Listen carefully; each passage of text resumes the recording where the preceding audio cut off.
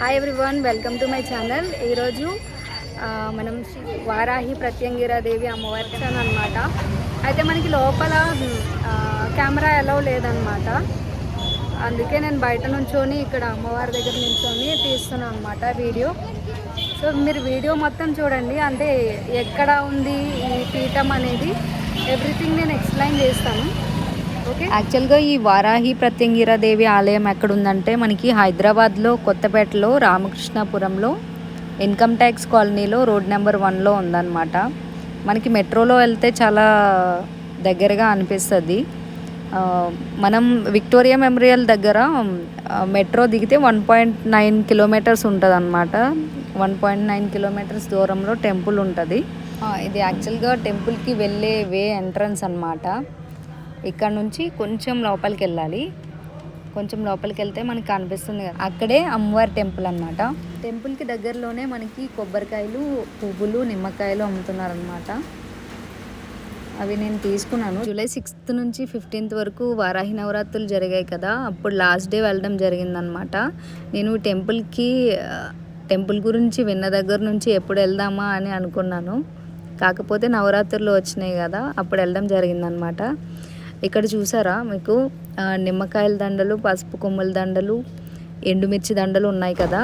నేను పసుపు కొమ్ముల దండలు తీసుకున్నాను అనమాట. ఎందుకంటే వారాహి మాతకి పసుపు కొమ్ముల దండలు వేస్తారంట. అరే ప్రత్యంగిరాదేవికి ఎండుమిర్చి దండలు వేస్తారు. ఇదే అనమాట టెంపుల్. మనం ఇప్పుడు టెంపుల్ లోపలికి వెళ్ళబోతున్నాం. వారాహి ప్రత్యంగిరాదేవి సమేత శరభేశ్వర స్వామి టెంపుల్ అనమాట. చూసారా డెకరేట్ చేశారు బయట. అంటే వారాహి నవరాత్రులు లాస్ట్ డే అనమాట అది. అయితే మనం లోపలికి వెళ్తున్నాం. లోపల మనకి ఎంటర్ అవ్వగానే ఏంటంటే లెఫ్ట్ సైడ్లో కాలభైరవ స్వామి ఉంటారు.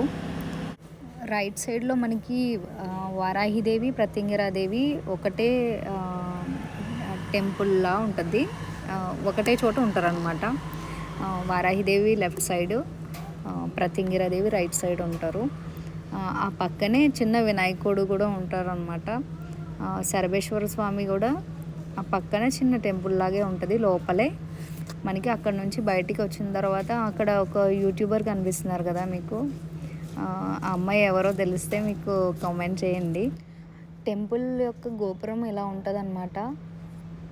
మనం బయట నుంచి చూస్తే వారాహి, ప్రత్యంగిర, శరభేశ్వర దేవతలు ఉగ్రదేవతలు కదా, కానీ లోపల దర్శనం చేసుకున్న తర్వాత చాలా ప్రశాంతంగా, చాలా బాగా అనిపించింది అనమాట.